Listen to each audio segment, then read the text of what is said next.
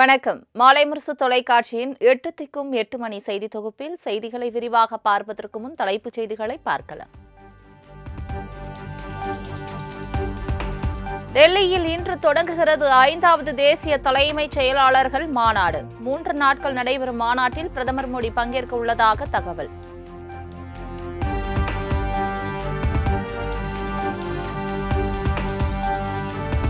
நாடு முழுவதும் அமலுக்கு வந்தது திருத்தப்பட்ட ரயில் கட்டண உயர்வு.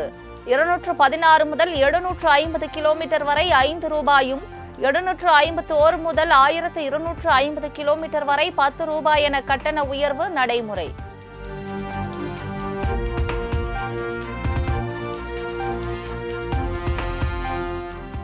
முதலமைச்சர் மு க ஸ்டாலின் கள்ளக்குறிச்சி மாவட்டத்தில் இன்று கள ஆய்வு. 1774 கோடி ரூபாயில் முடிவுற்ற பணிகளை திறந்து வைத்தும் புதிய பணிகளுக்கு அடிக்கல்லும் நாட்டுகிறார்.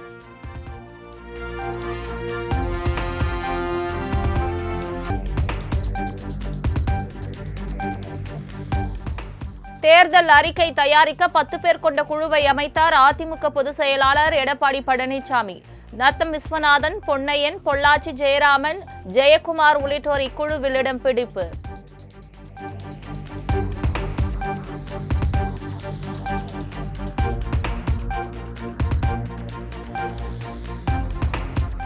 முதலமைச்சர் மு க ஸ்டாலின் எதிர்க்கட்சித் தலைவர் எடப்பாடி பழனிசாமியுடன் தேமுதிக பொருளாளர் எல்.கே. சுதேஷ் சந்திப்பு. தேமுதிக நிறுவன தலைவர் விஜயகாந்த் 2ஆம் ஆண்டு குரு பூஜைக்கு அழைப்பு விடுத்துள்ளதாக எல்.கே. சுதேஷ் பேட்டி. எல்லா கட்சி கொடுக்க போறோம். எல்லா தமிழகத்தில் உள்ள அனைத்து கட்சி கொடுக்க போறோம். தமிழக முதலமைச்சருக்கும் சற்று நேரம் சென்று நேரு கொடுக்க போறோம். நிகழ்ச்சி நிரல் என்ன சார், என்ன பிளான் பண்ணிருக்காங்க? குரு பூஜை இல்ல, குரு பூஜை என்றது தலைவருடைய எங்களுடைய தொண்டர்கள் அனைவரும் எங்களுடைய தலைவரை குருவாக ஏற்று தமிழகத்தில் இருக்கின்ற லட்சக்கணக்கான எங்களுடைய தொண்டர்கள் அன்று காலை 5 மணிலிருந்து தமிழகத்தில் அனைவரும் வர போறாங்க.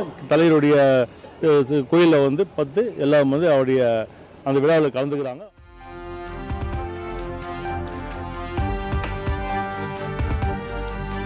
பாஜக அதிமுக கூட்டணியில் தேமுதிகவுக்கு 6 தொகுதிகள் ஒதுக்கப்பட்டதாக அறிவித்த கட்சி அழிவை சந்திப்பது உறுதி.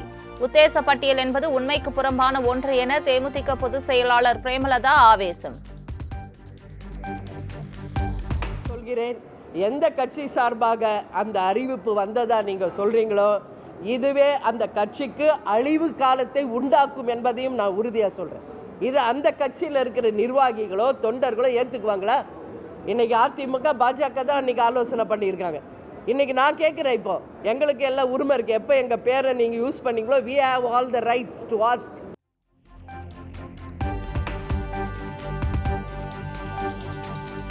தமிழக வெற்றிக் கழகத்தில் கட்டமைப்பு என்ற ஒன்று கிடையாது. பாஜக மாநில தலைவர் நயினார் நாகேந்திரன் விமர்சனம். தமிழகத்தில் 234 தொகுதிகள் உள்ள நிலையில் 10 வேட்பாளர்களின் பெயர்களை விஜயால் சொல்ல முடியுமா எனவும் கேள்வி. பொறுப்பாளர் விலை போகாமல் இருக்கணும். பூத் பொறுப்பாளர்களே கிடையாது, கட்டமைப்பே கிடையாது. யார் வேட்பாளர் இப்ப அவங்களுக்கு சொல்ல முடியுமா? சொல்ல முடியாது. 234 தொகுதி இருக்கு. வரிசையா ஒரு 10-15 பேரை வரிசையா சொல்லுங்க பார்ப்போம். ரெண்டாவது அதுக்கு பிறகு பேச்சு.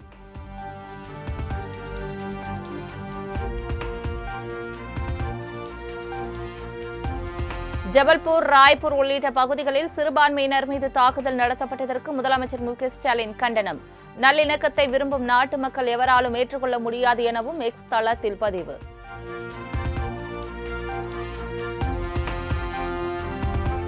வட மாநிலங்களில் கிறிஸ்தவர்கள் மீதான மதவெறி தாக்குதல்கள் ஒட்டுமொத்த நாட்டுக்குமான தலைகுனிவு.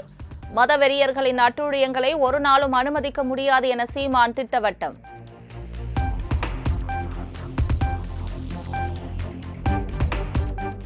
பிளம் கேக்கை சாப்பிடுவது யார் என்ற போட்டி திமுக தவேக இடையே நிலவுவதாக அண்ணாமலை விமர்சனம்.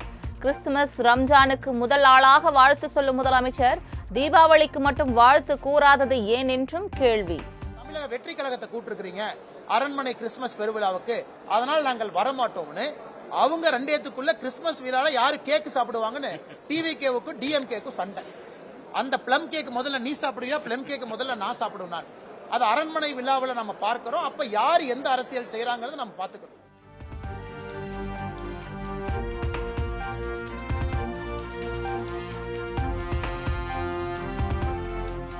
பாமக நிறுவனர் ராமதாஸை கொச்சைப்படுத்தி பேசுவதை இத்துடன் நிறுத்திக் கொள்ள வேண்டும்.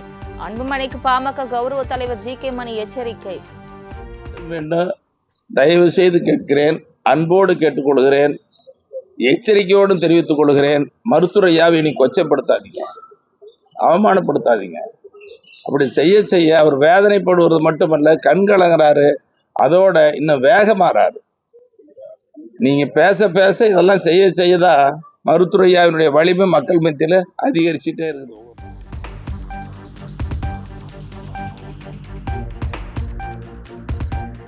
தூத்துக்குடி மாவட்ட தாவேகா பொறுப்பாளராக பணியாற்றி வந்த அஜிதா ஆக்னல் திடீர் தற்கொலை முயற்சி.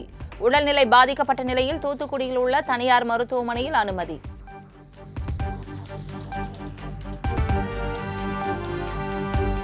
தமிழகத்தில் காலை மற்றும் மாலை வேளையில் இடியாப்பம் விற்பனை செய்பவர்களுக்கு உணவு பாதுகாப்புத்துறை கட்டுப்பாடு.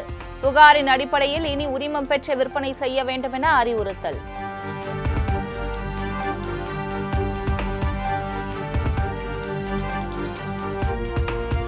பாரம்பரிய தேயிலை செடியிலிருந்து உருவாகாத மூலிகை மற்றும் தாவர அடிப்படையிலான பானங்களை இனி தேநீர் என சொல்லக்கூடாது. பிற பானங்களுக்கு டீ என பெயர் வைப்பது குழப்பங்களுக்கு வழிவகுப்பதாக இந்திய உணவு பாதுகாப்பு மற்றும் தரநிலைகள் ஆணையம் விளக்கம்.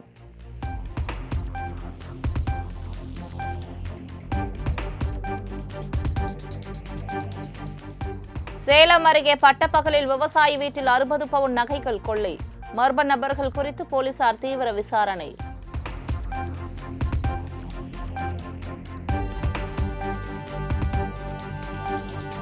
கிறிஸ்துமஸ் தின விடுமுறையை முன்னிட்டு சுற்றுலா தலங்களில் குவிந்த பொதுமக்கள்.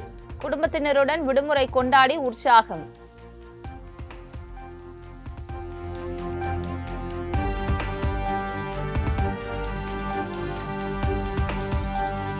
திருப்பதியில் ஏழுமலையான் கோவிலில் ஸ்ரீவாணி ஆஃப்லைன் டிக்கெட் நாளை முதல் 3 நாட்கள் ரத்து.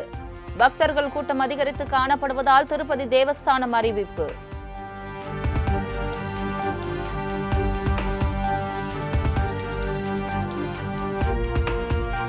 சென்னையில் வரும் 29ஆம் தேதி வரை அதிகாலை வேளைகளில் ஓரிரு இடங்களில் லேசான பனிமூட்டத்திற்கு வாய்ப்பு. கொடைக்கானல், நீலகிரி மலை பகுதிகளில் உறைபனி ஏற்படலாம் என வானிலை மையம் தகவல்.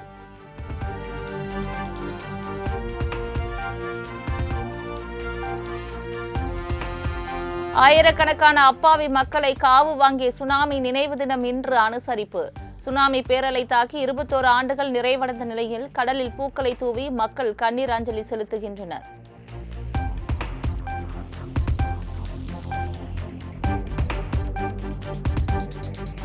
முன்னாள் பிரதமர் வாஜ்பாய் 101வது பிறந்த நாளையொட்டி லக்னோவில் அவரது உருவச்சிலையை திறந்து வைத்தார் பிரதமர் மோடி. பண்டிட் தீனதயாள் உபாத்யாய் மற்றும் டாக்டர் ஷியாமா பிரசாத் முகர்ஜி வெண்கல சிலைகள் இடம்பெற்றுள்ள அருங்காட்சியகத்தையும் திறந்து வைத்தார்.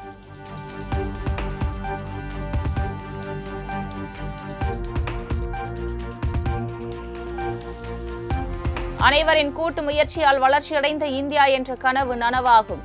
லக்னோவில் நடைபெற்ற நிகழ்ச்சியில் பிரதமர் மோடி திட்டவட்டம்.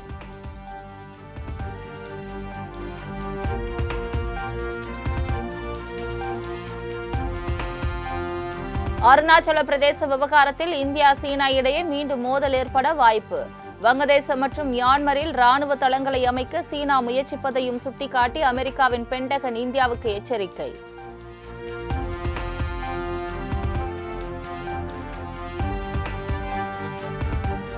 கம்போடியா எல்லையில் இருந்த பகவான் விஷ்ணு சிலையை இடித்து அகற்றிய தாய்லாந்து ராணுவத்திற்கு இந்தியா கடும் கண்டனம்.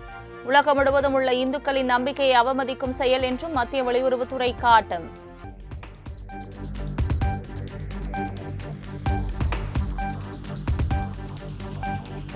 கம்போடியா எல்லையில் விஷ்ணு சிலை இடிக்கப்பட்ட விவகாரம். சிலையை அகற்றும் நடவடிக்கை எந்த மதம் நம்பிக்கைக்குள் அவமதிக்கும் நோக்கம் கொண்டவை அல்ல என தாய்லாந்து விளக்கம்.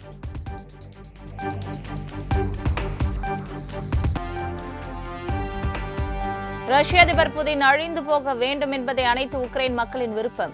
கிறிஸ்துமஸ் தின விழா உரையில் உக்ரைன் அதிபர் ஜெலன்ஸ்கி ஆவேசம்.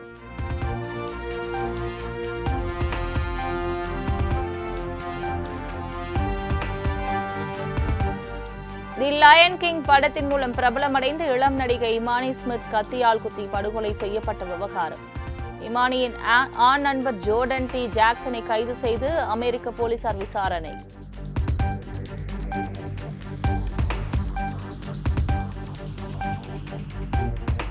மூன்றாவது T20 கிரிக்கெட் போட்டியில் இந்தியா இலங்கை மகளிர் அணிகள் இன்று பல பரீட்சை.